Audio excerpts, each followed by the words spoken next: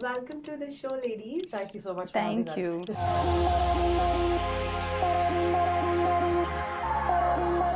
What's the story behind Sisters and Sweat? Like, how did you both started? Basically, Tanvi and I met because of a campaign that we were doing with Nike back in 2016 called Dada Ding. Let's go. Let's go. Let's go. Let's go. Let's go.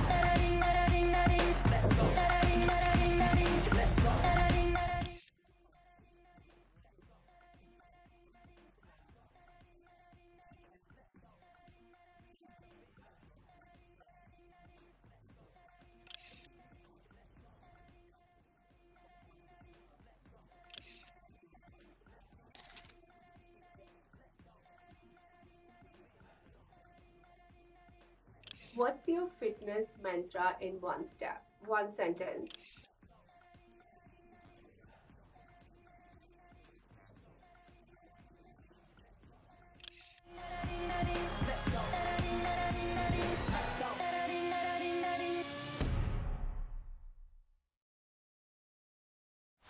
Hello, welcome to Femtech India podcast where we discuss Femtech and women's health. In today's episode, we're going to talk about women in sports, a topic that I'm really passionate about. Before we dive in, let me introduce my today's guests, Swetha Subbiah and Tanvie Hans, the co-founders of Sisters in Sweat, India's largest sports and wellness community exclusively for women. And you both look absolutely stunning and so fit. What's your fitness mantra in one sentence? Consistency. That's the one, like the one word. In one sentence, I would say just doing things that make you happy, moving often and moving consistently. Yeah. So I'm a footballer. So for me, sport, I think any kind of sport has always been my route to fitness. Right. And yeah, I think for women especially, you should take up sport. It's very empowering in many ways. No, absolutely. And I would love to know a little more about your backgrounds, like Yeah. if you can briefly explain both of you. Sure. Yeah. Go ahead. Why don't you go first? Okay. So my name is Tanvie Hans. I'm from Delhi. Moved to Bangalore only 8 years ago. And I'm essentially a footballer. My journey started in Delhi itself, and ever since I was 8 years old, I've been playing. So over 20 years, I've been playing football at various levels. And yeah, both in India and in England. So I always wanted to make a difference, and I never knew that something like Sisters in Sweat would ever happen, but I'm very proud of this community, and I can't wait to speak more about it. Amazing. Thank you. And I'm Swetha Subbiah, also co-founder at Sisters in Sweat, like we introduced ourselves as. I'm originally from Bangalore. I'm a fitness instructor by profession. I'm also one of 4 Nike certified coaches in India. I played sport all through my life, especially my childhood was very, very active. I played hockey for the state of Karnataka. And yeah, more recently founded Sisters in Sweat with Tanvi here. Tell me, what's the story behind Sisters and Sweat? Like, how did you both started? Yeah. You tell it, no, Tanvi. you say. You say. It was because Okay. you forced me out of the house that it well, happened. there's Yeah. maybe 2 versions of this story. Uh-huh. But basically, Tanvi and I met because of a campaign that we were doing with Nike back in 2016 called Dada Ding. It was quite a powerful campaign, and it featured various women in sport and fitness. Tanvi and I were one of the, I think, 10 yeah. women that Yeah, were was it featured. on television as well? Correct. Yeah, yeah, yes, yeah. yes. Yeah. Deepika Yeah. Padukone was also If you part hear of the it. tune, you'll definitely remember, recognize yeah. it. Yeah, I Yeah, remember yeah. watching that, yes. Yeah, so Yeah. both of us were part of that ad campaign, but we never actually met during the shoot because we were shooting at different times in different locations. Right. But after the campaign came out, there was a lot of interviews that people wanted to do with the women featured in the campaign. So in one of those interviews, which I tuned in for virtually, Tanvi was in the studio, we got to sort of say hello to each other for the first time. Shortly after that interview, I think Tanvi got in touch with me on my Instagram, said she was coming to Bangalore. and we should meet in person. And that's where we first met, and that was in 2016, correct? Yes. Around then. Yes. Yeah. Basically 2016 turning into 2017, literally that New Year period. Yeah. Right. Yeah. And then I think Tanvie made the decision to move from Delhi to Bangalore to pursue her. Football. Yeah. So when I came back, so basically I played in England for 3 years because I wanted to sort of push myself and see how far I could go. I returned from England in 2016 and quickly realized that unfortunately the Delhi football scene still hadn't grown a whole lot. There was growth for sure. But in my visit to Bangalore, I have family here, my nanny and all stay here.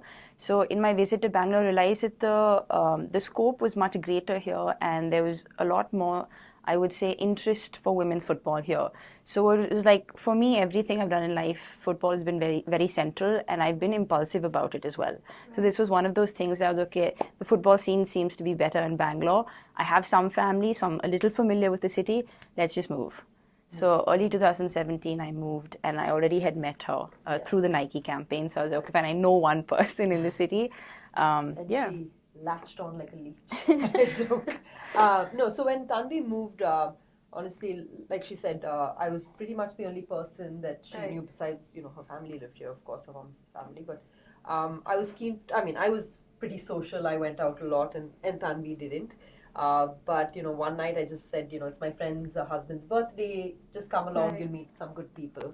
And she came after being forced a little bit, and I introduced her to a friend of mine, Shonali, who had been, she's a really fun person, always looking to try new things, and she had been asking me to teach her hockey for the longest time, and I'd just been putting it off.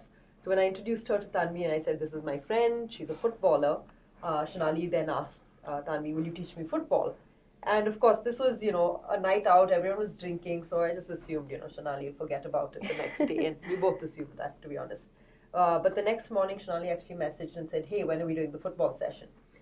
Wow. So then we said, okay, let's do it. So we booked out a five-a-side pitch the following weekend, and I invited a few friends to come along because it is a team sport. We couldn't just do it with Shonali alone. Right. And my assumption was maybe 3 or 4 of my friends will show up for multiple reasons because, in my mind, girls don't like sport at that point. That was the assumption because I was one of the few girls who always wanted to play and I never found other girls that wanted to really engage in that way.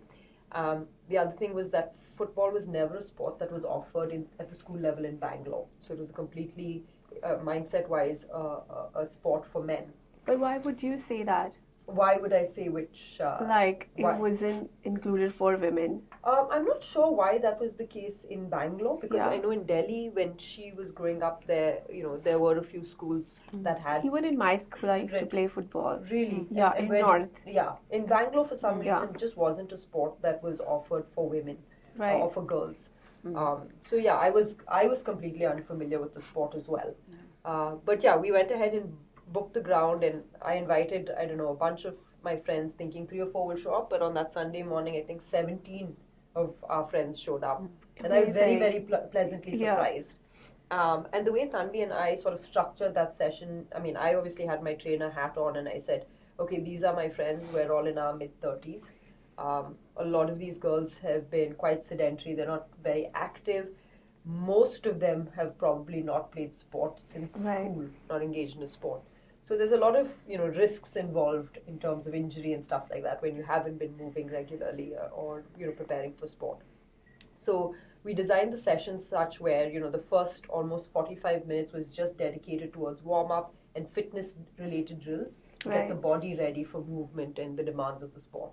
Then Tanvie took over and, took them through some basic drills and the technical aspects of football, which was fun to learn something new in your mid-30s, and we had a lot of fun with that. And we ended with game time. And of course, you can imagine what game time looked like. Nobody really made contact with the ball. There was just legs flying and the ball was, and the rare occasion that somebody made contact, everybody was sort of cheering and it was a celebration. So it was just a really fun morning. And, after the session, we all decided to grab breakfast.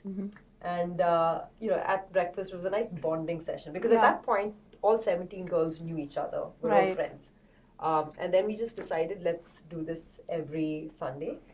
We created a WhatsApp group so we could invite more of our friends, and Right. that's really the genesis and how we started the first session Yeah, with 17 and girls. that kind of snowballed into, then the community grew, multiple Right. sports, maybe sort of leaving the other work that we have in life and focusing on Sisters in Sweat because it was growing organically. Right. So clearly there was a market that we were catering to that nobody else was. Exactly. And I feel like, given that it was Swetha and myself, both women as well, in the fitness or the sports industry, I Right. feel like from that very first session that she's talking about till today, we've been very mindful about the way we design the sessions, and I think that's where we got it right. Right. And that's why we've been able to pull in and grow and grow and grow.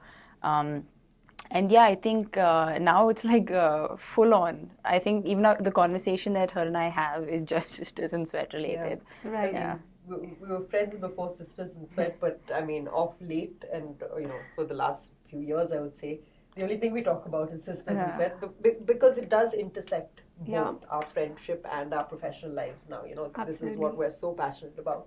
Yeah. So yeah, that's where we're at. How big is your community, and have you expanded in different cities or just in Bangalore? Yeah. So today we're close to 10,000 women. Oh, amazing. And we're in 3 cities, Bangalore, Bombay, and Delhi NCR, if you consider that's 2 cities, I suppose. And the plan very much in the new year is to expand further and be in more cities and engage with more women.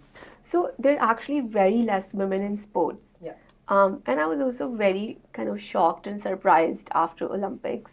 Like, very less women participated in the sport. We have very less athletes representing from India. And what was your challenging in terms of, building this space or even your personal journeys as, what you both do? Yeah, I think, with regards to participation in sport, I think overall India is a country, we're a country of over 1 billion people.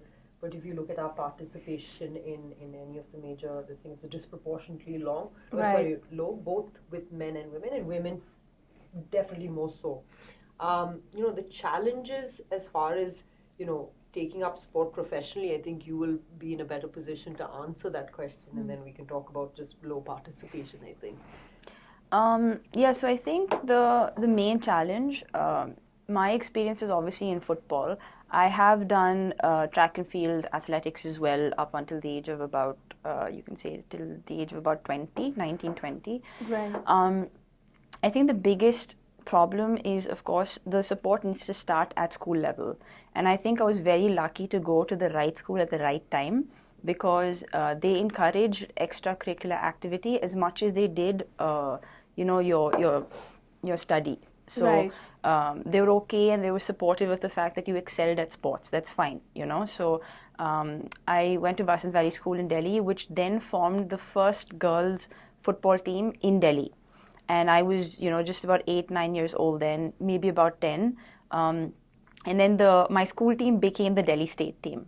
And so that was my first exposure to organized football at the national level. Right. And I think if I hadn't had that, that sort of structure given to me by school, I don't think I would have taken on the sport seriously, because that's where it started. And then, of course, the family comes into the picture very much. The support that my parents gave, they wanted me to excel because I was very naturally athletic. I have an older brother who is also very athletic. And we were supported, we were encouraged to excel in that if that is where our expertise lies, right? Right. So I think some of the biggest challenges is, of course, in I would say the ecosystem and the structure around you being supportive. So the opportunity to play, the support from family, the government, all those things. But the one thing that still, after so many years, has not really, and this is where we sort of suffer internationally, is because of the consistency. So for me as an athlete, the number of months I'm engaged in the sport is very limited because of the lack of opportunity of tournaments. Let's say there's only 2 tournaments in the year. So what is the athlete doing for the rest of the year? Right? Either she's funding herself, making sure her own training is in place, but all those things cost, right? At some point, you have to sort of make sure that, that the the season is long enough through the year so that she's also making money in the off-season time. She can, look after herself, make sure that she's staying at the top of her form. Right. But yeah, there's still a big gap in the consistency aspect in certain sports. I can comment most on football probably. Yeah. But yeah, even like if you look at the national team players and stuff, now the months have increased of the season, but it's not more than, I would say, 6-7 months. So what for the rest 4-5 months, the athlete is technically off season, right? Yeah. But if you compare yourself now to the international, the heavyweight countries, they are constantly training. And they're constantly training with the best equipment. They're constantly training with the best trainers throughout the year. So you're competing, so you're competing with athletes that are doing it day in and day out since the age of 6, 7, 8. And here we are already in the senior team, barely getting half the amount of training, consistent training as the teams that we're playing against or the athletes that we're up against. So of course there will end up being a big gap. This is my experience. That's the elite route. Yeah, and I would say, I'm a prime example of dropout, right? Like, because I played hockey professionally when I was in school, but I decided not to pursue it beyond a point because I didn't see a future in it. Right. I was just going to come back to that only because, like, what's the future in sports for maybe young girls? Today it's much better, right? Is it where we want it to be? Not as yet, but is it far better than what I experienced or Tanvie has experienced in her journey? Definitely, and it's only getting better. And in fact, the rate of change is much quicker than before. So I think, for young women listening or parents listening, definitely encourage your daughters to keep playing and support them best you can, because things are changing and the opportunities are getting far better. But yeah, when I decided to drop out, it was because of a lack of opportunity, and playing was fun for me, but it wasn't something that I could think of as a career option, which was the reason I dropped out. Yeah. And do you think that a lot of women don't pursue sports as a career because there are not good opportunities also, but also Tanvi was talking about the support system, and I completely agree that starts from home, that your parents or friends encouraging you, and which we don't see that a lot because our parents are mostly because of Indian culture that you become a doctor, engineer, or you go abroad or do certain things. Or even people who have money.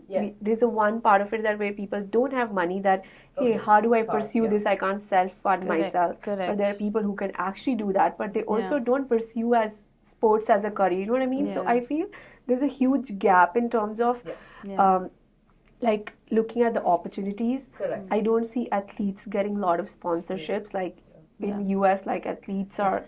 It's a part of the value system. Right? Exactly. Like in our country, what is considered success? It's economic success, right? Right. Being healthy, excelling in sport is not necessarily viewed as a successful thing. Right. So it's just what you value as a society that will then just sort of be what will be encouraged.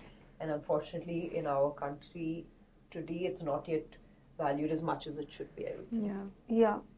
No, absolutely. And also, like, tell me, of course, you're building this community, which means that you want to inspire young girls or people like us around who probably thinking to get into sports, or even younger girls who probably want to become future athletes. How do you contribute into breaking those barriers through your community and your mission? I think one thing that we're definitely doing is breaking stereotypes, which is that sport is only meant for men. Right. So when more women see other women playing, you feel like, hey, this is something I can do as well, as opposed to before where you barely saw any women playing, so you felt kind of strange to get into that space. The other thing that I think we're doing or working on doing is just providing more access. For women, there are several barriers that our male counterparts don't necessarily face, and these can be social, cultural, even something as like safety.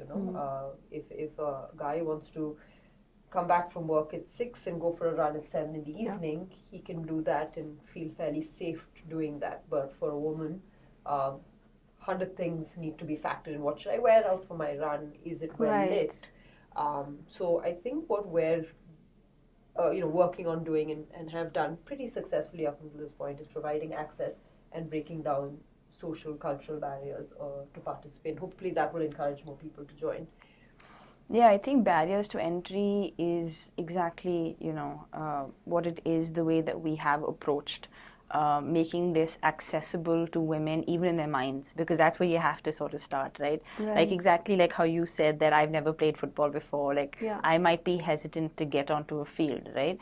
Because you may have never played it before, or if you did play sport, it would have been many years ago. I did play in my school. Okay, and now just getting into the field, it's like... It feels, there's in that... I'm like a beginner again, right? Right, yeah. That initial intimidation is there. Yeah.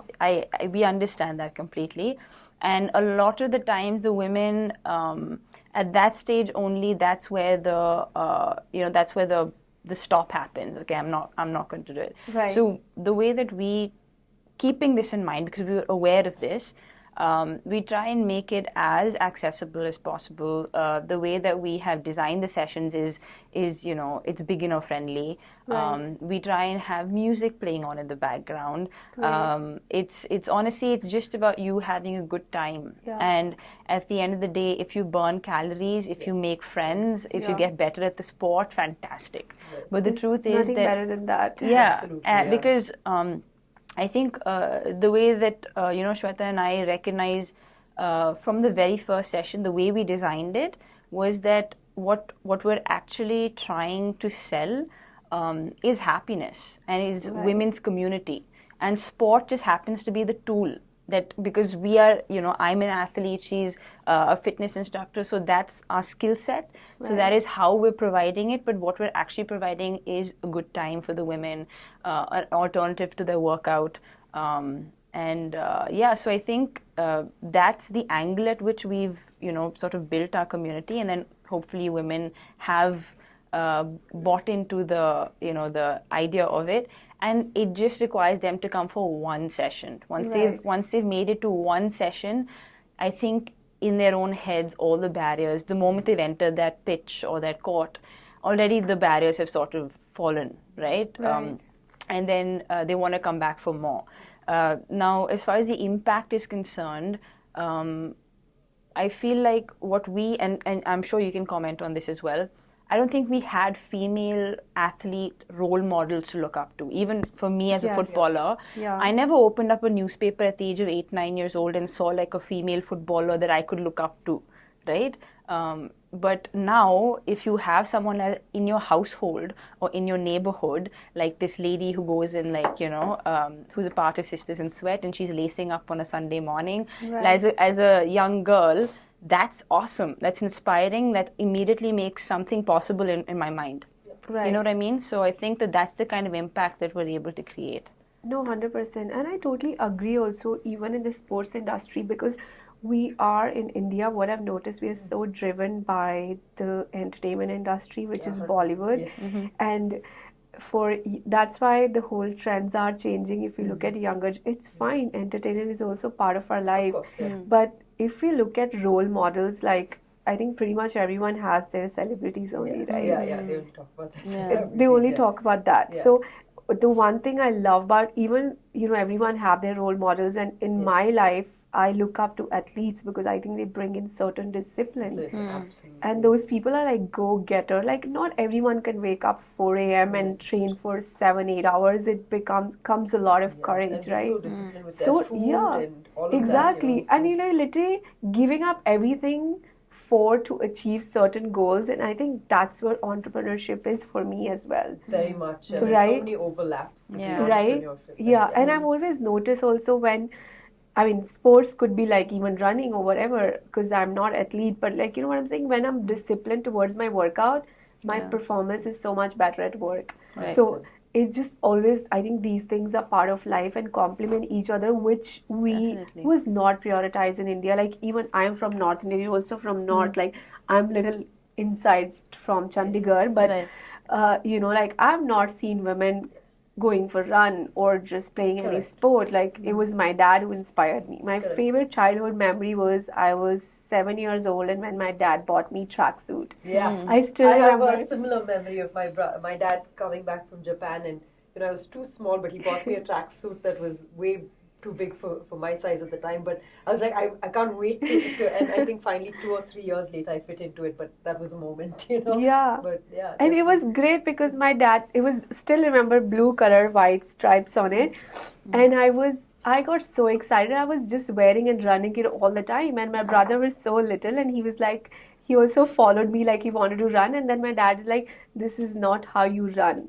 And then he told me, this is, then I think that just gave me the little of what do you call it, excitement and the kick, like, yeah, I want to know more about sport. You know what I mean? So that of course starts from home. And then growing up, I can't even count like 2 friends who were into sports or fitness or and then I went to college, no one was passionate Yeah. about. Even now in entrepreneurship, nobody talks about fitness or health. Like they're Not so enough, focused yeah. on what they're building. So I think Right. there has been never better time than now to build what you guys doing, Yeah. and also bringing and building the community together, that where young girls can see that health is so important overall. Yeah. And not just health, like building that discipline comes a lot from sport. Absolutely. Right, like, Absolutely. There's I've so many benefits that yeah. come through. Yeah. And I've seen you, like, I think I know you from 7-8 years. Yeah, possibly. And Or you've more. been same. I've been active, let's say. Yeah, because you've been an active person, you haven't changed a bit. Like you look absolutely same. Yeah. And that shows that how disciplined you are, because what you do is you're really, really passionate about, right? But yeah, I think Tanvi and I are both lucky to have found uh, a space where we're building a career, a future for ourselves, which Yeah. has its financial security as well, but also just engaging in something that we're very passionate about, which is sport, and this community now is pretty much our world Yeah. in many ways. Yeah. Yeah, I think to what you said, sport is it's very physical. Obviously, everyone sees sport as a very physical thing.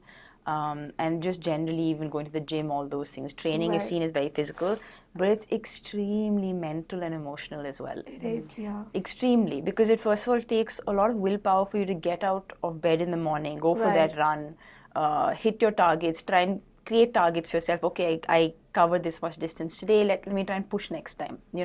So those are things that make you more resilient and help you almost become a stronger person Right. internally. Of course, externally also your body will change and grow and all of that. But internally, the kind of resilience you grow, the kind of I would say that is something that only sport and fitness and Right. looking after yourself brings. And I think that is very empowering. Yeah. And given all the barriers to entry that women seem to have around sport, and this notion that that it's not for me, it's that's the Right. men's industry or whatever. The moment she sort of allows herself to go there, it is extremely empowering. And then it's just in as much of a external journey, it's a very internal journey as well. No, totally. And I was also watching Simone Biles' documentary that where she's talking about her last Olympics to now. Right. And like as you mentioned, the mental health part is also really, really important, because if you're mentally not aligned, you Correct. won't be able to perform. Right. Absolutely. Yeah. Right? Yeah, like Tanvi just mentioned, sport is not just physical. There's Right. so much more around it that gets missed.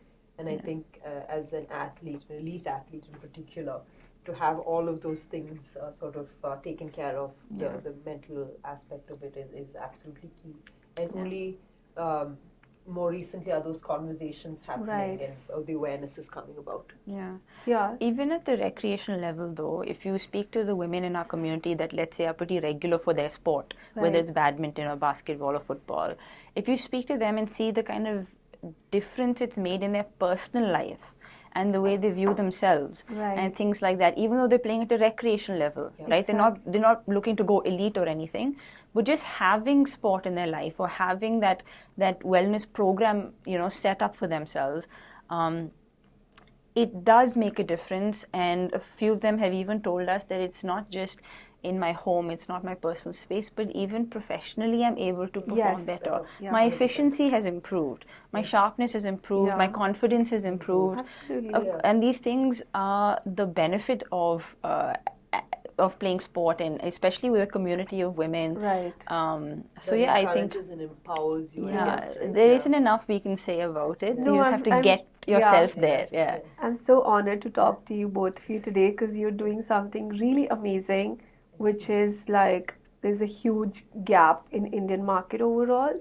And of course, I think someone had to start, so I'm sure like you guys started now. It's been 6 years. Seven. This November. Yeah. Congrats. Yeah. And I'm sure like you will, of course, expand. I'm pretty much, I know everybody knows about your community. Hopefully. Like In and I think- Bangalore. For Yeah. sure, yeah. And there are around 7 to 8 people told me that I should bring you on my podcast, and I was just like, That's yes, we have to do that because women in sports is so much discussed globally. Correct. Not discussed enough in India. Yeah. In India, right? As I said, like now there are so many trends like Pilates, bear workout, or things like that, which is great. The fitness is leveling up in India, which is amazing. Yeah. Absolutely. Right? Yeah. Yeah. Even with the offerings that we have at Sisters in Sweat, we do try and expand our portfolio as much as possible. Every now and then, Right. we'll have little pop-ups. We've done kickboxing. Apart from sport, we do other things as well. Right. Sometimes it might be a pop-up. Sometimes it might be regular sessions. But the idea is, again, just to give ladies options, get them out, get them there. The packaging needs to be attractive, so we make it very like fun. If you open our social media, for example, it's very mindfully done because we try and capture the behind the scenes, the little mess ups that they do. Like if they're having their water break, someone might throw water on the next person. We try and capture that, because that's what will bring the ladies who have all these mental barriers to get there. That okay, fine, they're having a good time. Maybe I can maybe I can go. Yeah, trying to create a place for everyone. Correct. Right. Sport for women in particular can be quite intimidating, and I think our endeavor is just to make it as accessible, relaxed, demystify sport, and make it look, which it is really fun. And I think what was also very important to us in this whole journey is that our first session, and for I would say almost a whole year, it was a bunch of friends that were getting together. And just imagine if you were to play with your friends are always going to be encouraging of you. They're never going to get mad at you if you missed shooting a goal or your goalkeeper and the ball went through. They don't care. They're your friends, right? And that personality of that initial group, and I'm not sure how it happened, but has remained even when you go to Bombay or Delhi. It's the same encouraging, fun environment. So that didn't change, and I think that has been so key to why we've been able to grow so successfully. For sure. Yeah, that the core or that the founding group of members in all of our cities has been very key to the growth that we've had. Yeah, they're all fun-loving women that you want to kind of have. They're your biggest cheerleaders, and that's what I think. As women, the more and more I'm watching and learning, because to some extent Tanvie and me have been anomalies in that many of the barriers that women in this country face, we haven't faced. Like our family was very encouraging. We a little kind of like less worried about going out for a run and being looked at a certain way. I think we have a bit of the thick skin, but those are things that most women in this country face. So I think from that perspective as well, like we are learning through this community and talking to the women of the community and understanding what are the things that prevent or had prevented them from participating. And the more we learn, the more we sort of make sure that this community is overcoming those barriers for women. Yeah. No, I absolutely agree, and I also feel that that's also kind of your privilege of 100%. what you're able to do. And I think it's same for me. Yeah. Like I didn't have certain barriers of building my career because I had full support. 100%. And I meet so many women who are actually not able to do what they want to do. They're just doing because they have no other option. So Yeah. So I always feel like if you are in a place to do something Yeah. which you're passionate about, there's nothing like it, For sure. It's right? different. Okay, so I think this question's for you, Swetha, Yeah. that PCOS is still a big mystery. Yeah. And why I want to raise this question, because our podcast is focused on women's health and you are fitness instructor too, right? Yes. What is your point of view towards this condition? I'm Yes. sure you probably also have so many clients you deal with, Right. especially Yeah. women. Yeah, so the one thing I would say is that I started my career as a fitness instructor more than a decade ago, and when I first started, I seldom heard of people coming up to me with this condition. It would come up from time to time, but today I would say 4 out of 5 women face Right. certain issues with this particular condition. And whilst I won't comment too much on the what you can take in terms of medication and stuff like that, what is definitely true is the more active your lifestyle is, the better you're able to manage the symptoms of this condition. So, in a nutshell, for women who are facing PCOS, the first thing that you can do without having to depend on anybody else is just to get more active. Right. I think one of the contributing factors towards this condition is a sedentary lifestyle. So just getting up and moving more will already start to help in some way. Human beings were not meant to sit for so many hours, like we're meant to move. But in the urban lifestyle is such that most people sit behind a laptop or sit at a desk for a disproportionate number of hours in the day, and Right. that then ends up contributing to poor health. PCOS being one of the conditions that many women are developing. No, absolutely. I'll just add one comment on Sure. that. So when I was a teenager, I was diagnosed with PCOD because it's genetic. So Right. also, but the doctor said that you don't even have to worry about it because you're super active. So, and that's something that I've always had as a part of my life, being Right. active. And so it's never sort of propped up in problematic ways or anything like that, Right. because it's been Managed, sort of yeah. managed because I'm active. So yeah, I think there is definitely a benefit when you're physically active, even in this regard. Yeah, even though it can be genetic, you can sort of You can fight still it as well. manage it, Yeah. for sure. Yeah. Physical activity. If you have to describe your ideal workout in 3 words, what would be? I think she's ready. Yeah. Football training session. For me, Okay. that's yeah. Mine would be 3 words to describe my ideal workout would be, it has to be fun, challenging, and short. I don't like a very long workout, so Yeah, as same. long as it circles those 3 characteristics, I'm happy. So more of HIT. Yeah, I can do a strength training session. I actually like lifting heavy weights. Okay. So I don't like when my heart rate goes up too much unless I'm playing sport. And for me as well, because there's so many Yeah. protein powders, supplements, Yeah. so many brands out in the market, Yeah, right? yeah. How do you know which one is right for you? And what do you recommend to your clients? Okay, to be very honest, the supplement space is a very crowded space, and I Right. think it's very confusing for people today to decide what to take Right. and which brand to take. The one thing that I will say is, do not start supplementing because you read somewhere that this is good for you or you saw some Instagram post. Definitely talk to a nutritionist. That is Right. what their area of specialization is. Just as you would go speak to a doctor if you had a medical condition, equally you should speak to a nutritionist if you want to start supplementing. Equally you should speak to a fitness instructor if you want to start training, because there is a science behind all of Right. these things. As far as brands are concerned, there are many amazing brands out there, and equally there are brands that are not so great. So my advice is, if you are planning to supplement, speak to a professional before you get started on that journey. Yeah. Yeah, I'm going to let her speak about that. Yeah. But if you're asking about a gym product, is that what you said, a gym product? Yeah, any accessory or something. Yeah, so 2 things. I think if you don't have anything else on you, of course, there's nothing like body weight training. Your own body weight is like the Yeah. best. But if you really want to carry something that's very mobile, resistance bands are superb. Resistance bands are versatile. They can work on different muscles of yours. Right. Yeah. There's a lot you can do with just that. And then very important for me is music. So a I good was pair really- of headphones. Oh my God, I would have the same Yeah, a question. good pair of headphones or like a speaker that's like powerful or whatever, a good Yeah. sound system for me. Even before my football matches and stuff, like you'll see me like tuned into music. Like it just, Right. it has like, it has a certain energy.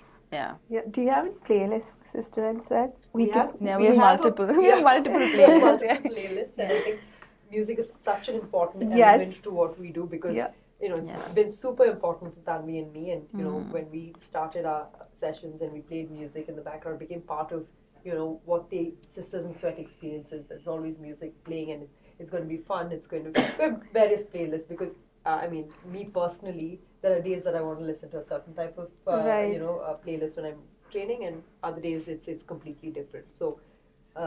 Quick answer to your question, yes, we have multiple playlists, Yeah. and we keep putting out new playlists. We haven't done one in a while though, but we will. Yeah.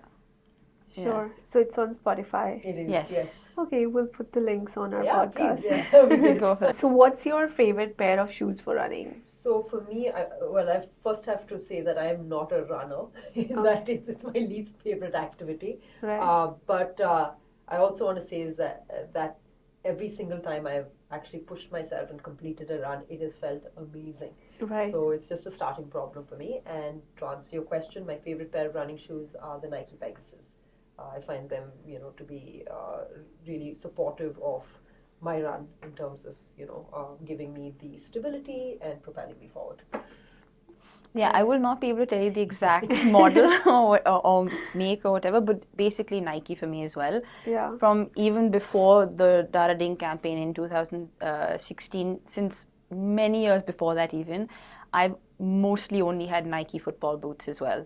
I love, yeah, it's just for me, like just the user experience of it, it feels good, it feels different. Yeah. So I've always had Nike running shoes, football boots. Yeah, quite a Nike loyalist here. Great, yeah, same. And actually, I was reading some consumer survey, and which shows that people are investing a lot of money for their footwear, especially for gym wear or running shoes and all that. Absolutely, And I think that's was something really important. Yeah, no, Right. incredibly important for two reasons. One, I think from a motivation perspective Yes. is when you have a You new invested gym that kit, money, you yes. get excited and you want to go out and work out or play. Yeah. Secondly, there is science behind and technology behind your apparel and your footwear. Right. They're meant to enhance your workout experience, improve your performance, and at the same time reduce the risk of injury. Like we've spoken at length about various types of shoes based on the activity, right? Like Right. basketball shoes are designed a certain way, Exactly. football boots are designed a certain way to improve performance and to reduce the risk of injury. So it is fine if you are, just starting out your journey in sport and you just want to try a bunch of things. You don't necessarily have to invest in that sport-specific footwear, but over time, if you feel like, okay, Right. I'm going to stick to football or basketball or whatever sport, then we do strongly encourage you to buy the sport-specific footwear. Okay, so of course this is Femtech podcast, which means we have to talk about women's health technology element too. And please tell me, what do you guys use to track your performance or fitness activities? Well, I think for both of us, it's going to be the Apple Watch. Yeah. Obviously, for me, I'm not very performance driven. For me, it's just overall health and well-being. And for me, the watch, is a bit of an encourager and a motivator as well. You can also share your workouts with your friends. So when you see one of your friends has completed a workout, then you Right. feel encouraged to move. Yeah. I also have certain move goals and stuff like that are set on the watch. So in a very sort of non-intrusive way, the watch keeps me sort of active and motivated to keep moving. So I would say it's the Apple Watch for me. Yeah, same. I think for me, it's just fun to be able to track how many calories I've burnt active and overall at the end of a workout. And then I'm able to sort of figure out how hard I worked during that period of time. Right. And I think the Apple Watch is quite, they've covered a lot of different activities. So basis the activity that you're playing, you can actually tune into that, and then it'll sort of track your your performance and heart rate and all that bases the activity. So I love it. I think for me, it's the thing that I'm literally, this is my watch. This is not just on me. This is not just on me because it's a fitness device, but it's literally my watch as well. But yeah, this is probably the main one for me. What's the one innovation you would like to see in women's health or fitness overall? Oh, tough question. I think as far as maybe apps are concerned, there's a few things that I think are missing or not yet in mainstream is not as accessible. One is something that is an aggregator for women. Like if a woman wants to play sport, like we've done that with Sisters in Sweat. Like one of the major barriers is where do I go? How do I find other women to play with, right? Right. And can we have some an app out there? And maybe we will do it. I was just gonna say that. I mean, I hope our website in some way doubles up as that. Right. For many women, it has. And, they've gone looking for women's sport, and Sisters in Sweat has come up. Yeah. And that's how they've found, because there are apps. Enough number of apps that are in the making that we will see, I'm sure, very soon about cycle tracking and all of that, which is very important. But I think what is also equally important is finding that community for women, because a women's community, I think, is so important in various aspects of her life, whether it's to play sport or just to have that encouraging group of women to talk about other issues as well. It'll be nice to see more apps that bring women together. So there has been a recently funded survey, funded study about the fact that during women's menstrual cycle, we're talking about footballers specifically, ACL injury is a big one in football. And a study shows that apparently in the beginning part of the menstrual cycle, women are more susceptible to an ACL injury, women footballers specifically, because the ligament tends to be a little looser. Exactly. So if there was any kind of, I don't know if there is already, I believe there is more development now in this direction, because women's football is really growing internationally. So there is interest in also, finding out factors like this, because some of the top tier players have had an ACL injury at the top of their form. And so if there already is a gadget that sort of lets you know that, okay, this is the phase of your cycle or whatever, where just be a little careful. Maybe don't give 100%, but just be careful, because you might be a little bit more susceptible to injury during this phase.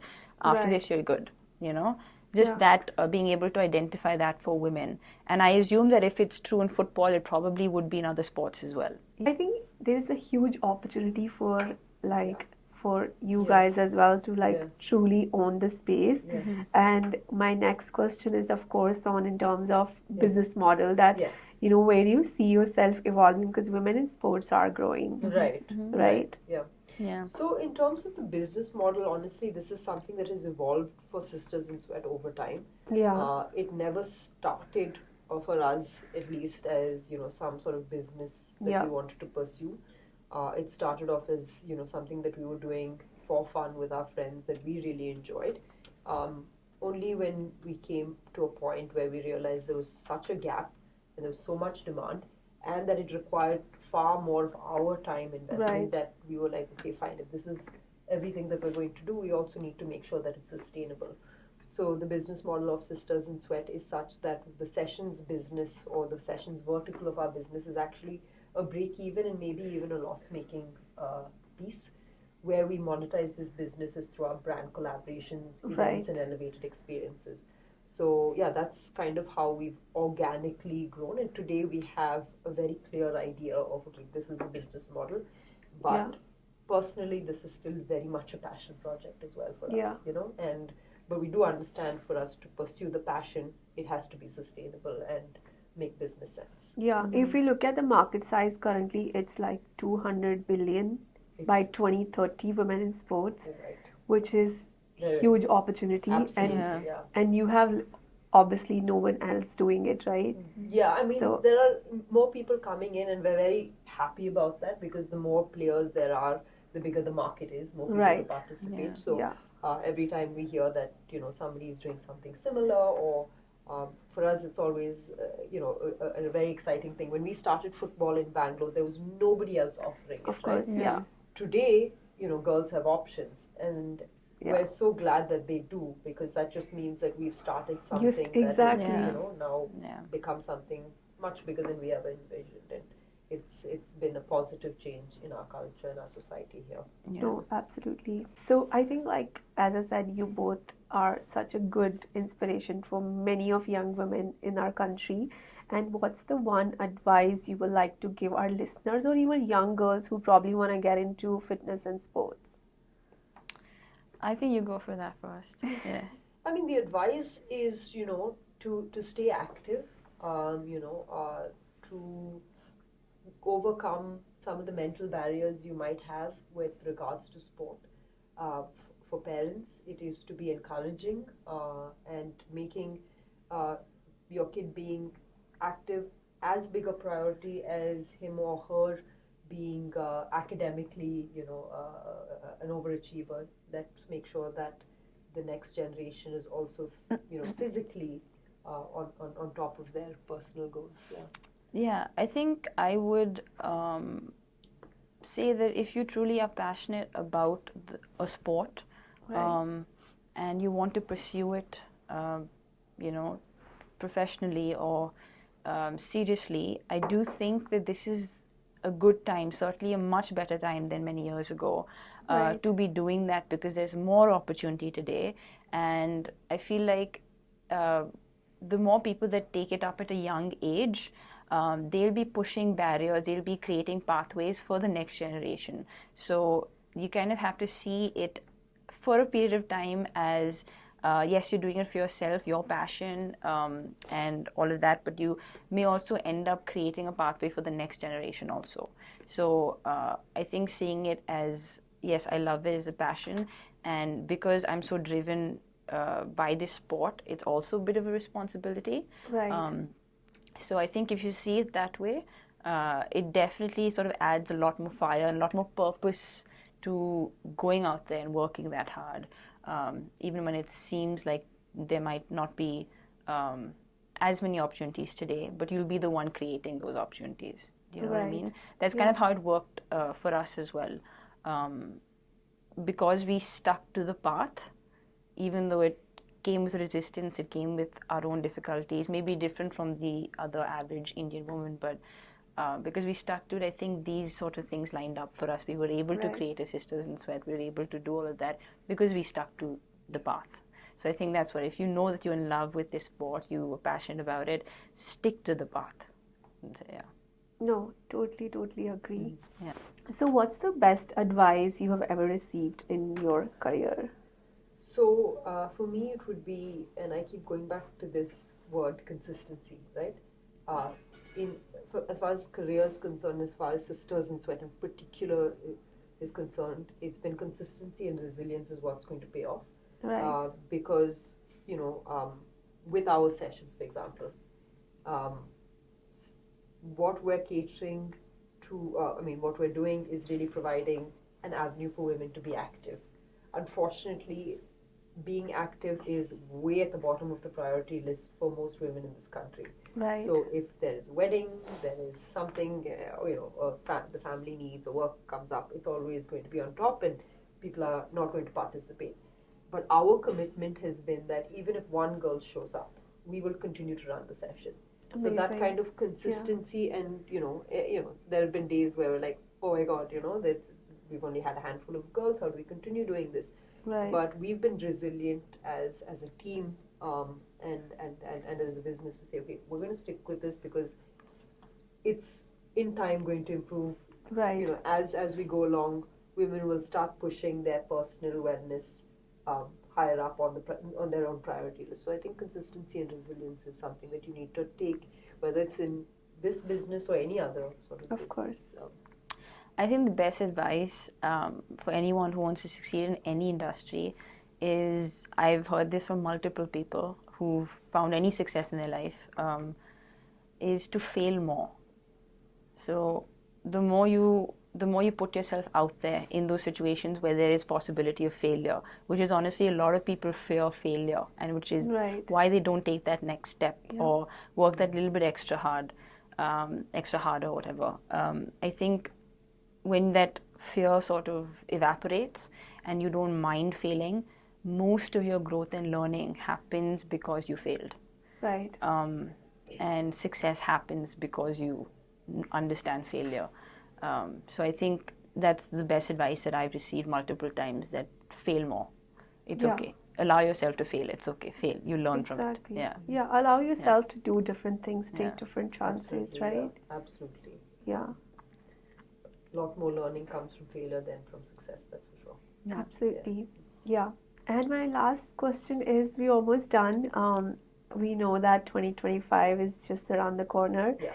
And maybe for our listeners or anyone, who probably want to start their 2025 health goals, what are your best tips or advice for them?